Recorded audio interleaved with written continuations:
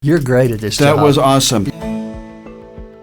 Welcome to Good History, the podcast brought to you by the Oklahoma State University History Department and inspired by the esteemed historian and Oklahoma native Dr. John Hope Franklin's line that a good historian is a moralist at heart. We bring together people from diverse walks of life who research history, studied history, read history, and think about history. We want to know what history means to them, and we want to ask them a big question. If studying history doesn't necessarily make us feel good, how does knowing more of it make our lives better? Hello and welcome. I'm Brian Hosmer, professor and head of the OSU History Department, and your host for this episode.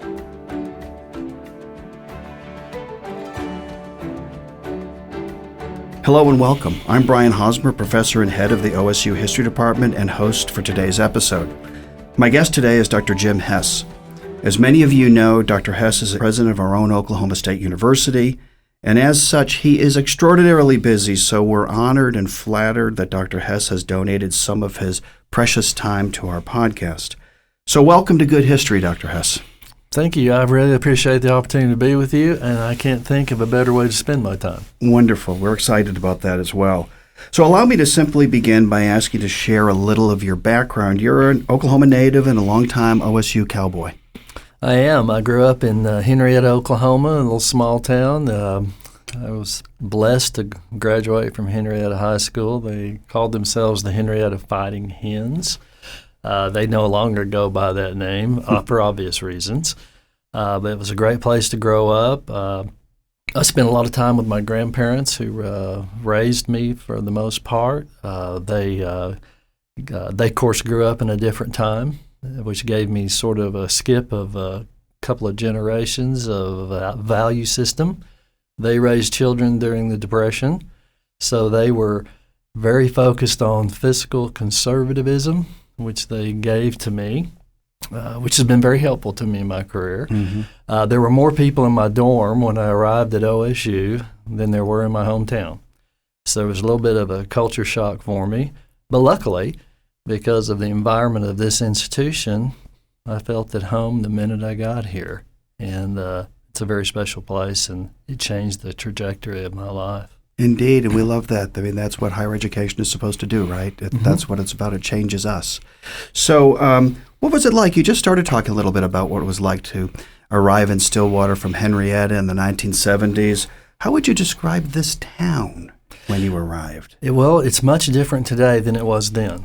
But the community was, as it is today, very accepting and embracing, and had the opportunity to be involved in a couple of community activities. The town at that time, it's much different today. The town really focused a lot around the university.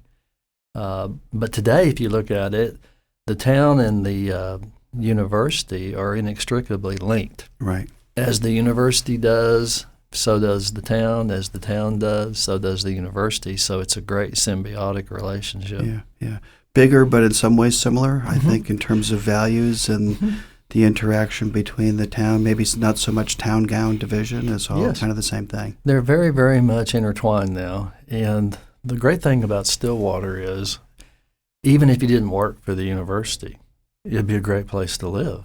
Right. And if you were going to choose a town, if the university wasn't here, and you were going to choose a town to put a university in, Stillwater would be where you want to do it. Indeed. What did you know about OSU and Stillwater as a young person? Did your family have a connection to this place?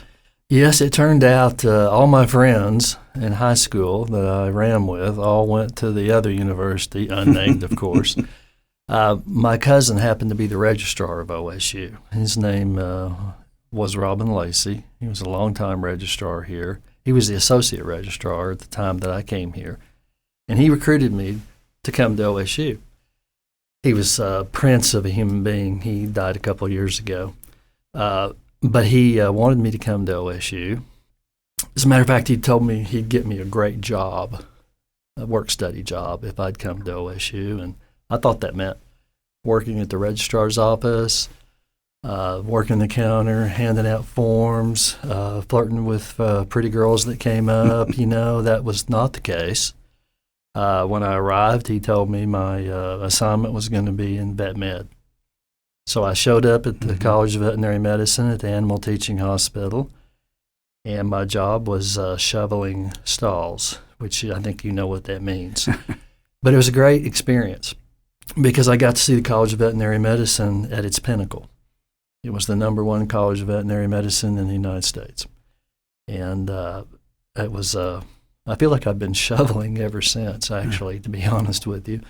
But it gave me an opportunity to see what the College of Veterinary Medicine was doing for the agricultural economy in this state. And the people who worked there were it didn't matter that I was just a work-study student. They just treated me like I was a member of their family. And Robin, my cousin, was great about calling me in once a week.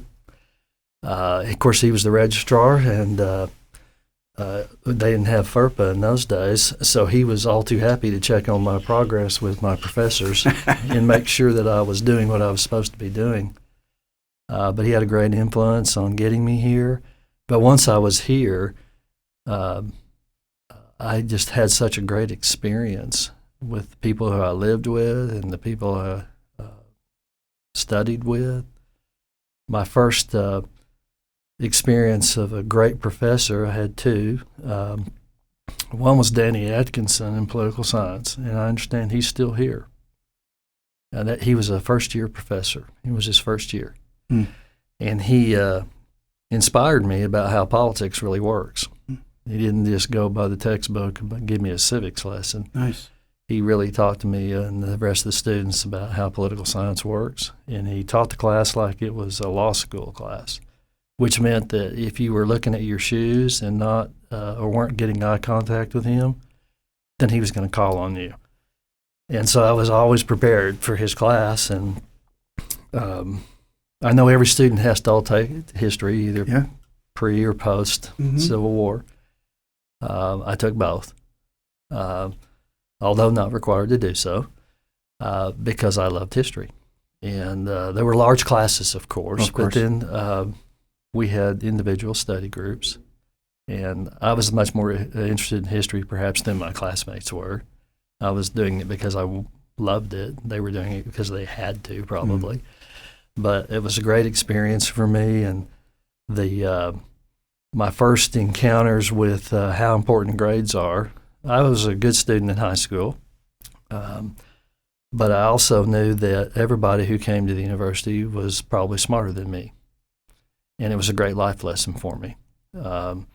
Nothing against my classmates in high school, but very, very few people who graduated from my class were going to go on to college. It just was not part of this small town drill at that time.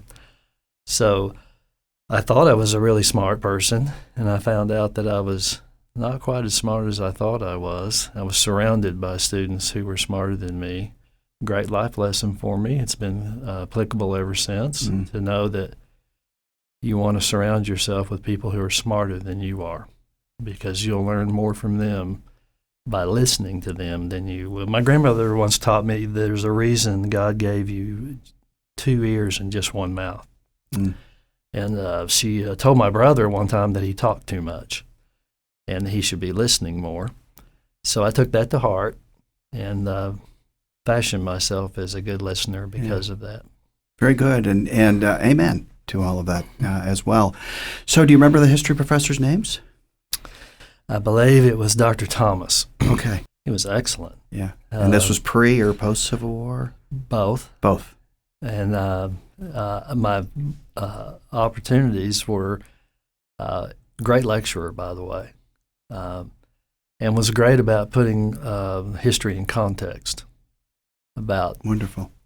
Here's what led to these circumstances, and here's why these things happened in history, and the cultural things that matter in history.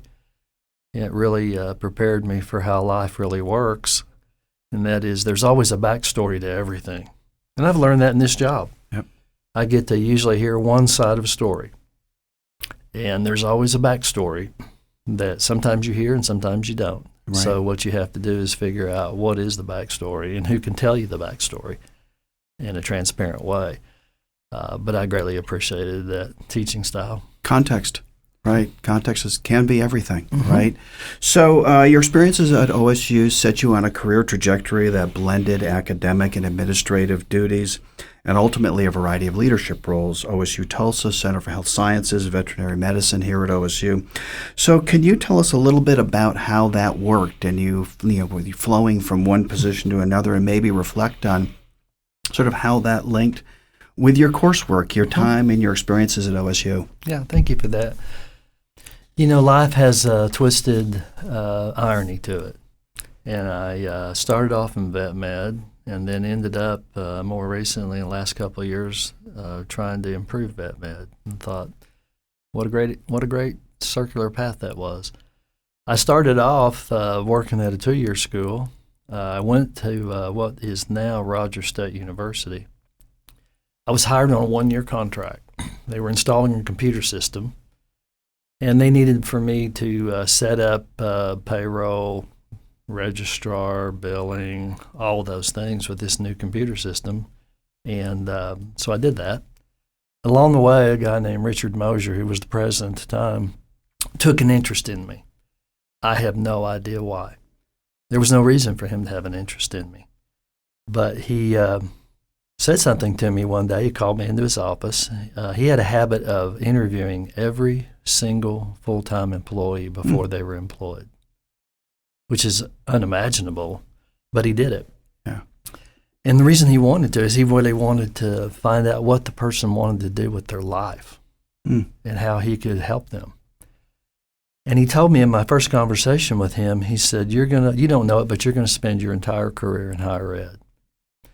And I kind of scoffed, really, to think, no, I'm on a 1-year contract. I'm out of here in a few months.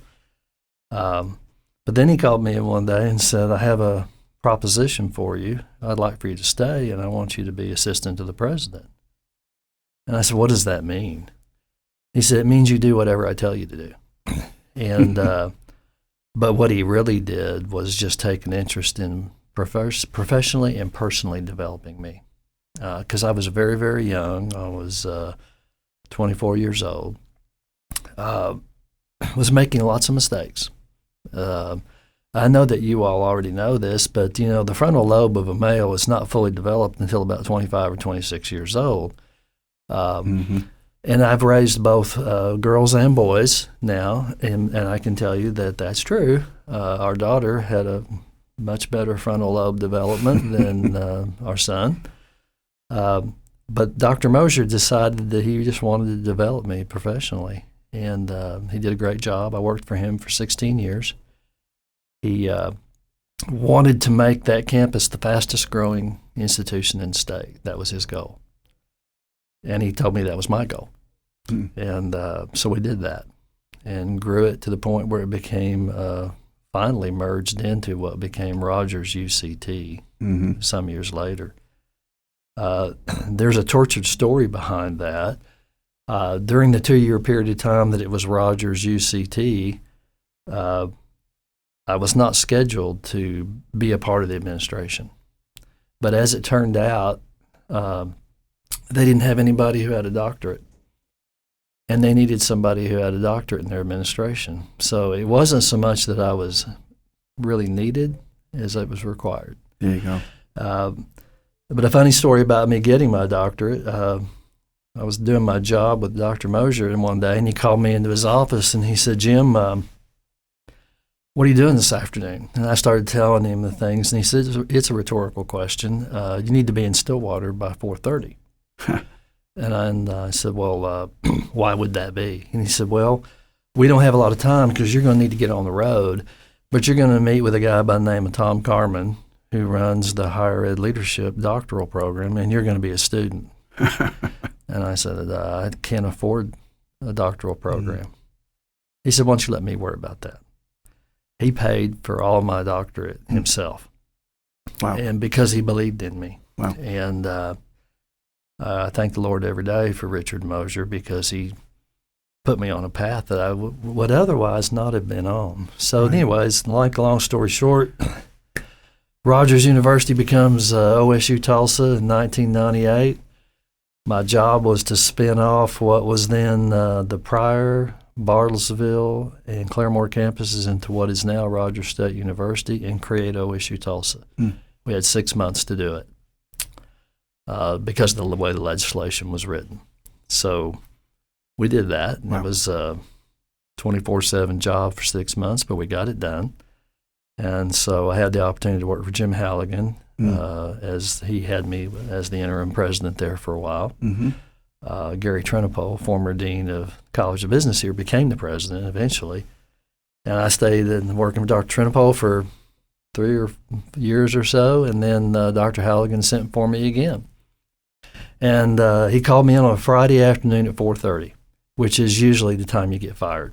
That's where you get fired, Friday afternoon at 4:30.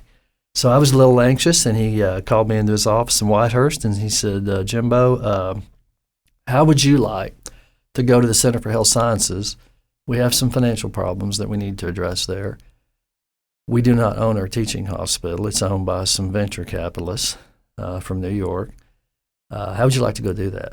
And I said, well, I wouldn't care to do that at all. I'm perfectly happy doing what I'm doing. And he said, I was just being polite when I asked. I said, so I didn't have all the information when I answered his question, so I said, what I mean to say is I'll be there Monday morning.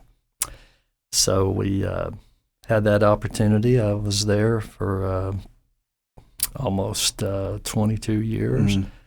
We acquired the teaching hospital for OSU with some degree of, I call it 2 quarts of O positive to get that done. We created the OSU Medical Authority, which is a public trust that receives funding from the legislature for the teaching hospital and medical school. And then one day I got a call from our regents who wanted me to establish the OSU Vet Med Authority to create another public trust to benefit vet med. So we did that, but I didn't really think I was going to be running it. I thought I was just writing legislation for it. But it worked out where they asked me to run it, which I'd been doing for a couple of years. And then one day, my phone rang and said, we need for you to come to Stillwater for a board meeting. We'd like for you to consider being the interim president of OSU. I was stunned. To be very frank, I thought they could do better than me. But they asked me to do it, and they told me, don't you love OSU? And I said, of course I love OSU. When they ask it that way, how can you say no? Right. So it was sort of a long path, a circular path to get back right where I started. I've had a lot of fun in this job so far. I tell a funny story about my wife, which she hates, by the way. The night after our appointment, we were sitting in our living room doing a normal routine, which is she watches The Real Housewives of somewhere. She makes me watch it, so I'll appreciate her more. I understand what's really going on. And I looked over at her and I said, hey, honey, in your wildest dreams, did you ever think something like this would happen to us? And she said, Jim, you're not in my wildest dreams. And so the first cowgirl has a sense of humor and the ability to keep you humble, too. So I've had this long circular path over a 44-year period of time as a career, and longer if you go back to 1975. It's just been a journey that I thought would never happen to me. Wonderful. Just a dumb country kid from a small town who ended up doing a whole lot better than he thought he ever deserved to do. That's an inspiring story. Thank you for sharing it. So when you're talking about public trust and setting up public trust, it reminds me of the way that you've spoken about OSU's land grant mission. You speak really eloquently of it. And so maybe you can kind of share a little bit of how you feel about it, right? What is that? If somebody from some other place said, what the heck does that even mean? What would you say? Well, I love the land grant mission of this university because there's not many land grant universities in the United States, and there's such a great history about the Moral Act. Indeed. And how it all started and the vision of that federal legislation and the folks who really sponsored it and pushed it through at a time when higher education was thought of as more of an elite privilege. Mm-hmm. And if you kind of look at the history of higher ed, it all goes back to like 1636 at Harvard, and it was all usually preparing people for the ministry. But the land grant mission and the land grant legislation was all about how do we educate our people to do great things in agriculture, in our case, vet med too, engineering. How do you use higher education to train people to solve problems for everyday people out there? Mm-hmm. How do we make things better? All the strides that we've made in this country in manufacturing and engineering, agriculture, even aerospace, it all started with the land grant mission, and it all started with the Morrill Act. And I love history, so I imagine the people who wrote that legislation had no idea, looking forward for all these decades and decades, the impact that it would have on everyday people. Indeed. And the other thing I love about the land grant mission is that it brings people to higher education from places that they wouldn't normally pursue higher education. Right. People like me. Mm-hmm. And I was blessed to have a really smart brother and sister. I don't know what happened in the genetic pool, but by the time they got to me, maybe the genes had been diluted or something, but they were incredibly bright people. My sister scored perfect on the ACT long before. That was in 1971. And she scored a perfect score, and that was unimaginable in those days. Yeah. Then along comes my older brother, who was a mathematician. He scores a perfect score. And then along comes Jimmy, who scored way lower. But because of Oklahoma State University, they were looking for people like me, people who had undeveloped talent. Yeah. And I think the land grant mission and the focus of this place particularly is reaching people where they are and bringing them to a place where they can achieve so much more than they ever dreamed of. Indeed. And of all the things that you could do in life, working for a land grant university, it's like a moral calling. It really is. It's nice. The opportunity to change somebody's life for generations and the generations that would follow them. I just can't overemphasize in our world, and particularly in our state, how important Oklahoma State University's land grant mission is. Yeah, one of the things I talk with my students about is I ask them what did the United States contribute to higher education in the world? And they'll often say, well, great top universities. So no, there are top universities everywhere, right? Everybody has elite universities. And what I tell them is precisely the story that you told. The contribution of the United States is democratizing higher education. That's really the power. And you've just described that eloquently. So this is a great place to start talking about history. And we've just been kind of dancing around a little bit. I want to kind of drill down even a little bit more. And you're an avid reader of history and biography. We like that, obviously, here at Good History. When did you first become interested in history and biography?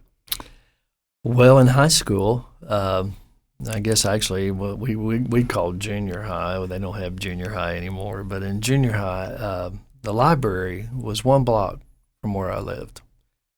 And I will never forget this librarian. Her name was Mrs. Turner. And they had a policy you could only take out so many books at a time. But she would make an exception for me and let me take as many books as I want to take. And of course, when you live in a small town, there aren't very many things to go to at night. Well, there are some things to go do, but your parents and grandparents probably don't want you doing them. And so I got into the habit of reading every night. So much so that when the lights were supposed to be off, I would get a flashlight and pull the covers up and put a flashlight on a book I was reading. And I got caught several times doing that, of course. But it really started there with Mrs. Turner. And she taught me about how important reading is to the development of your mind and your value system, and to understand the world is bigger than this little town that you grew up in. Nice. And she also told me that history was important. The history tends to repeat itself. And the more I knew about history, the more I would know about life. And I just never forgot her. She did me a huge favor. So, which areas of history interest you? And maybe secondarily, what are you reading right now? Well, right now I'm rereading a book that is more contemporary history, and it's called The Smartest Guys in the Room, and it's about the Enron debacle. Mm-hmm. The reason I'm rereading it is because I think people have forgotten that Ken Lay, who started Enron, was the guy who was responsible for deregulating the natural gas business and the transportation of natural gas. In Oklahoma, it's particularly important. We're a natural gas state.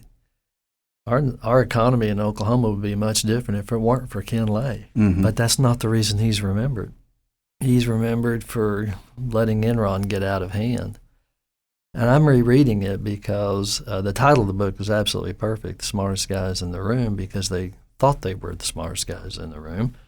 And they ended up making, I'm going to call them creative but stupid decisions about off-balance sheet entities and things that disrupted our economy when it all fell apart. And I'm rereading it for a specific reason, and that is it's important to remember that you need to surround yourself with really smart people, and that's really important. But you also have to maintain your judgment. Mm-hmm. I think it was John Kennedy that once wrote that it is immoral to abandon your own judgment, no matter what somebody tells you. I think he wrote it about the Cuban Missile Crisis, where he had everybody telling him, just go bomb those guys in Cuba and let's get this over with. But he didn't abandon his judgment. No matter what everybody told him, he was going to do what he thought was right. And he did the right things. Yes, he did. But he had everybody else telling him to do something different. Mm-hmm. And I think it's really important to remember those things about history. And the other thing, one of my favorite history books is the 2-volume set by William Bennett, America, The Last Great Hope. Because I think he does a great job, objectively, of describing all the way back the colonialization, all the way through contemporary times, and he gives great context without judgment. Interesting. He just describes it without his own opinion. And I really admire Dr. Bennett, and I think he did a great job on those, so I reread those. I also reread several times a year the biography of Thomas Boone Pickens, Jr. I actually consider myself to be a scholar on Boone Pickens. I've read every single word ever written about him more than several times because he's a great story about land grant. Okay. Here's a kid from Holdenville, Oklahoma, grew up just like I did. I was actually born in Holdenville. And here he goes off to OSU, goes to work for an oil company, figures out that I'm an entrepreneur. This oil company is choking me to death. He starts Mesa Petroleum, and actually a company called Petroleum Exploration, Inc. before Mesa. And then he figures out the best way to grow is to acquire. But the most important thing about Mr. Pickens is that after he got rich, he's decided to give some of it away. Yeah. He wanted to pay back. Right. And I know some people are huge fans of Mr. Pickens, and I guess there may be some former executives of Gulf Oil or some other people like that, Fred Hartley at Unocal, that don't like him. But he did a great service for the oil and gas industry, but he did an even better service for Oklahoma State University. One of the things that I think is really important, when you drive by the stadium and it says Boone Pickens Stadium, I would think it would be important. We have a museum experience over Mm-hmm. there. It's really important for students to recognize that he was not an anomaly. They can do that too. Mm-hmm. And I think that's the reason that people should read his biography, Mm-hmm. to say, if you're willing to get educated and you're willing to take a few calculated risks and stick with your judgment and then give back, that's what life's all about. Yeah, that's a great story. So you'd recommend that? You'd recommend William Bennett's books? What else might you recommend? Well, there's several books that kind of describe the relationship between Winston Churchill and FDR. Mm. And I think it's a great thing for students to read, not just because of the history of how we got into World War II, but the different balancing of interests that were going on prior to Pearl Harbor. Mm-hmm. What were we trying to do to help fight tyranny in Europe without getting into a war? And if you think about that in a contemporary, Indeed. there's a lot of that going on today. Indeed. How do we help fight tyranny without putting boots on the ground and Right. going to war? Right. And the person I think who really managed that well was FDR. And Yeah. I know a lot of people kind of focus on the New Deal and all those things to revive the economy after the Depression. And he did a lot of unconstitutional things to try to save the country. Mhm. And I admire that very, very much. He had to fight the Supreme Court. He had to fight the Congress. Mhm. He had to fight everybody to try to revive the United States' economy. But while all that was going on, he also had Winston Churchill chirping in his ear to say, if you don't help us, we're going down, and we have to have your help. Your cousins across the pond are relying on you. And I just think he had such a great relationship with the American people, with the fireside chats, and his ability to, although he grew up in an elitist environment, you couldn't tell that by the way he acted. Right. He actually believed that everyday people were relying on him, and he could relate to them in such a way that they would support just about anything Right. that he thought was in the best interest of the country. And I think that relationship between he and the people of the United States, but also his relationship of trying to manage Winston Churchill, Joseph Stalin, Mm-hmm. all these folks that had these huge personalities and their own self-interests at stake. It's a great leadership lesson. It sure is. Yeah, and gradually and intentionally guiding the American people to a different way of looking at themselves in the world, a broader view. Yeah, and I think there's a lot to be learned about in the university life from that, because universities have to change. And sometimes over the last several decades, we in the university have sometimes kind of considered ourselves to be the last forces to change. Mm. But the world is changing around us every day. And I think for higher ed, we're going to have to reimagine and redefine how do we relate to all of these new technologies and the expectations of students. Students are so much different than when I was their age. And what they have the ability, the technology that's at their fingertips, and what do they expect from higher ed? Their expectations of higher ed are so much different than when I came to higher ed. Right. And I think it's a great opportunity for us when we think about how to influence change.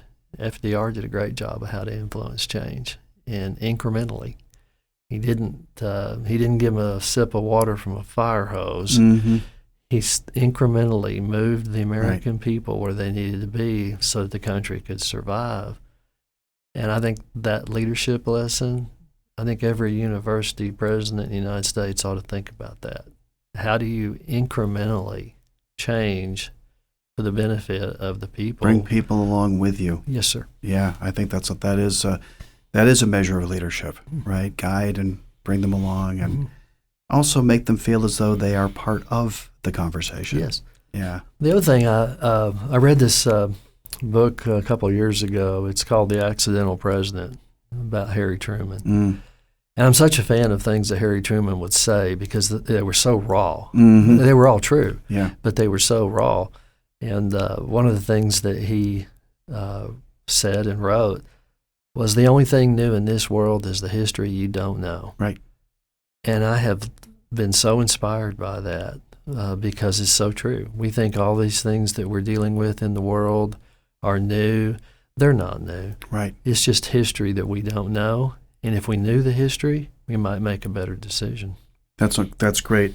So in the history department, we have a thriving public history program, and many of our students gain experience visiting and working at historical sites. It's really a fundamental thing that we do. And I think those students would want me to ask you, what historical site or place have you visited that made a real impact in your life, and why do you think that site, right, resonated with you in such a way? Well, I'm a Choctaw Indian. My grandmother's grandmother walked from Mississippi to Oklahoma in 1832 in the Choctaw relocation. She was 8 years old.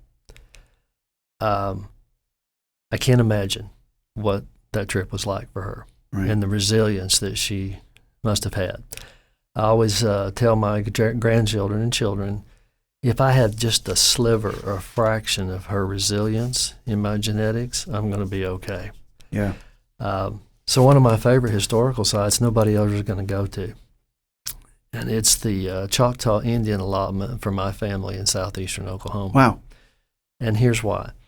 When they decided to disband the Choctaw Nation at that time, they gave everybody an allotment of 160 acres. Right. And so my grandmother, who was only 7 years old at the time, got an allotment. But it changed the course of the direction of our family, that one action.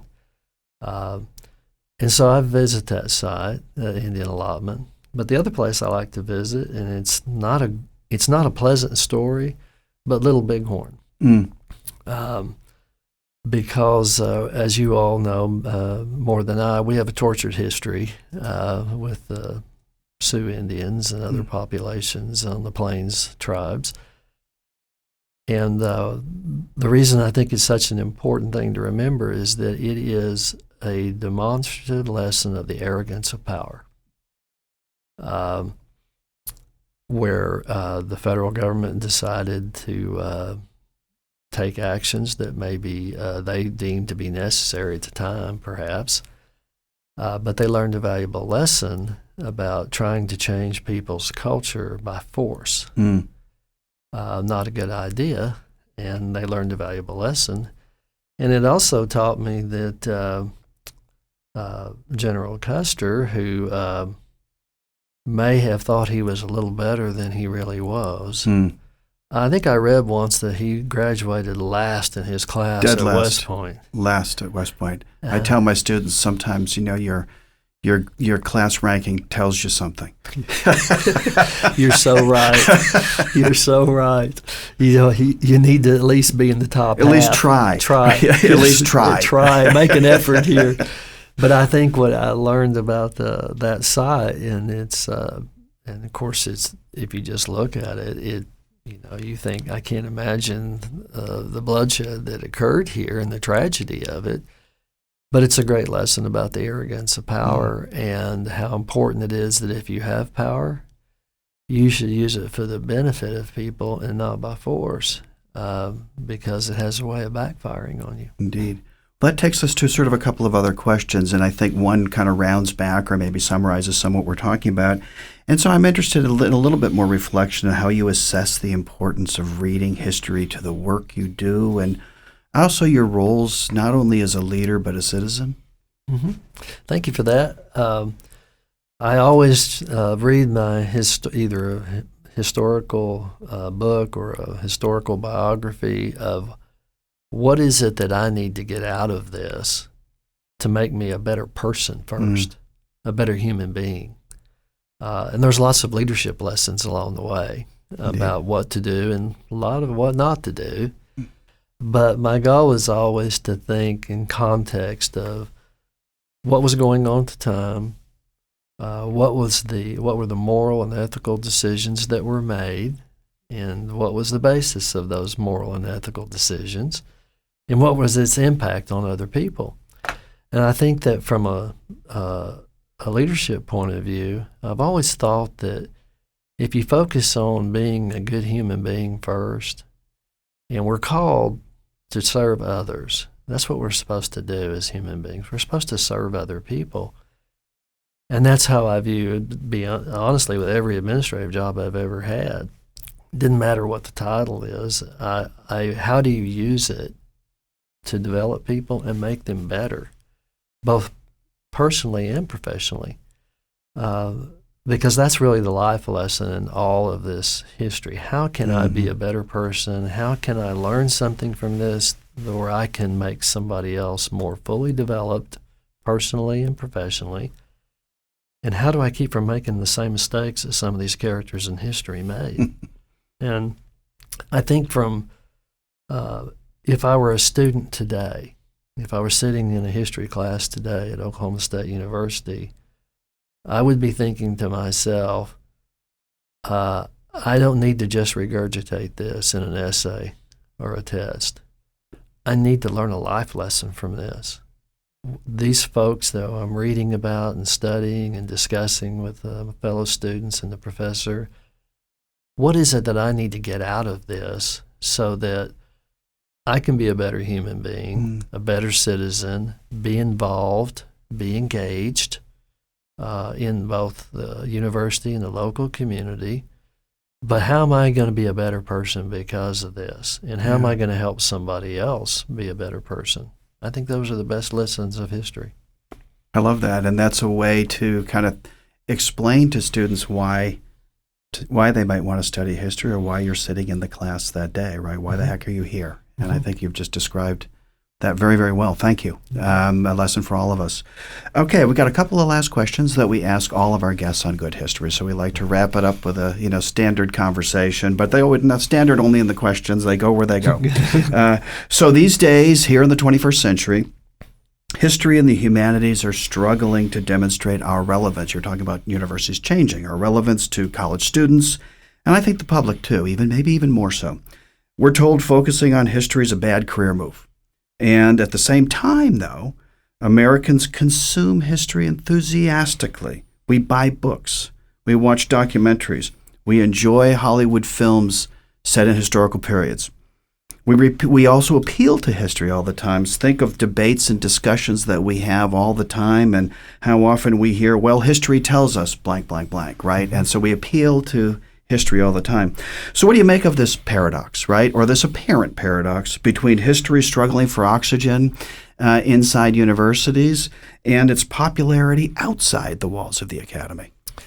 Well, it is a twisted irony, isn't it? It is. It really is. And I've always been thought that people are fascinated by history, and maybe for the wrong reasons. I've always thought that, particularly in some of these movies that are set in historical context in a different time, I often think that what people really want is to have been born in a different time. And I think that's the reason they're fascinated by it. Interesting. I'm told by my colleagues, I wear bow ties and double-breasted suits, and they say, you'd have been a lot better in the early 1900s or the 1930s. That's the way you look with that double-breasted suit and a bow tie. And it made me reflect sometimes. I think people are so fascinated with the historical context of books and movies because all of us probably imagine ourselves living in a different time. What would it have been like to have? I ask my grandparents all the time, what was it like to try to raise children during the Depression? And of course they say it was awful. That's what it was. It was a struggle every day. But I think all of us have something in us, and maybe it's a genetic encoding from our generations past who gave us the chromosomes that we have, that there is some connection in all of us to the past. And I'm a firm believer that it's probably genetic encoding, that in our genetic wiring we are reliving sometimes in our daily lives some experience that a former generation has experienced. But I think people are so interested in it because I think all of us have a little bit of a nostalgic view of it, thinking, I wonder what it would have been like to have lived during that period of time. My grandson asked me, of course, we have Life 360 on his phone where we track him wherever he goes. Well, I don't. His grandmother does. I don't want to know where he goes, but she wants to know where he goes. And he asked me one time, he said, Papa, you grew up in the 1960s. What was that like where your parents didn't really keep track of you and you rode your bike around town? And I said, it was great. That's what it was. We didn't lock our doors. We left the keys in the ignition in the car. We didn't worry about it. He said, that must have been awesome to live during that period of time, particularly all that rock and roll music you got to listen to. I said, it was a great time to grow up. But I think the interest in the documentaries and books about and Netflix movies set in historical context, I think it's because all of us wonder what it would have been like, and maybe a little wishing. I wonder what I would have accomplished. I wonder how my life would have been if I'd have lived during that period of time. So how do we relate that to the sort of internal university discussion or discussion even about universities and the role and the importance of the humanities? Well, of course, this is my personal statement, not the policy of the university. But I've always felt like, and there's a little bit of a constant balancing of how much technical education versus liberal arts education. But I'm a firm believer in this, and I've told my children this. All those technical things that are really important to get a job, that's great. You're well trained technically. The humanities, the arts, history, those are the things that are going to make you a good human being. Those technical things don't have anything to do with you making you a good human being. So I'm a firm believer that higher education should have more, not less, of the humanities, history, arts, because those are the things that make us better citizens, better human beings, servers of other people. The technical things, as we're learning, machines are going to replace all those things for us, whether we like it or not. That is the nature of the technology. But technology cannot change history. Technology cannot change people's development of their culture and their value system. They can't change that. And the only way you get that is through the humanities, history, art, study of political science, those things that really help us become, they do help us become analytical thinkers, problem solvers, sensitive to the needs of other human beings. Those are the things that technology cannot teach us. Music to my ears, sir. Thank you. Appreciate that. So our last question is something we call the party question. And it kind of goes like this. When you're in gatherings of one sort or another and people learn that you're an avid reader of history, I bet you get history questions about history or your interest in it. It could be specific topics. If you had to decide what is the question you wish somebody would ask you about history? I wish they'd ask me what time frame that if I could live in a different time, what would you choose? If you could pick any moment in history to time travel back and be a part of, what would you choose? What's your answer?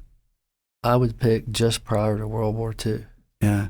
Because I think it was such a fundamental change. It's the first time that America had actually had a foreign entity attack us on our home ground. Now, we've had, unfortunately, a couple of opportunities to experience those types of events later on, but it was shocking. It was shocking to our people that someone would have the nerve to attack, and it showed us how vulnerable we as a people really are. There may be an ocean between us and other people as a physical barrier. Doesn't make us immune from tyranny. And so I would want to live in that time. Now, I might not have been as excited about, fighting in the war. That would have been a great opportunity to serve my country. But I would have really have wanted to experience that. Nice. Just the cultural awareness and the enlightening and a little bit of fear. Indeed. About the future. Because I think fear about the future causes people to change and change their views, change their perspectives dramatically when they think, oh my gosh, our lives are about to be negatively affected in a way that could change us forever. We need to unite and rally. Yeah. And I think that moment was the first time that our country's had to experience that. Great answer. Thank you so much. So thank you for exploring good history with us. On behalf of the Good History team, my colleague Sarah Griswold, who's the creative force behind this podcast, Libby Whitlow, a graduate student in our department who doubles as a social media intern, and our producers and sound editors, Keith Maddox of the OSU College of Arts and Sciences and Danny Kotula of OSU School of Media and Strategic Communication. And our tagline, our closing line, is a little bit of a riff on Harry Truman, right? And it is that, remember, the only bad history is the history we don't know. So thank you, sir. Thank you so much for having me. I really enjoyed it. Wonderful.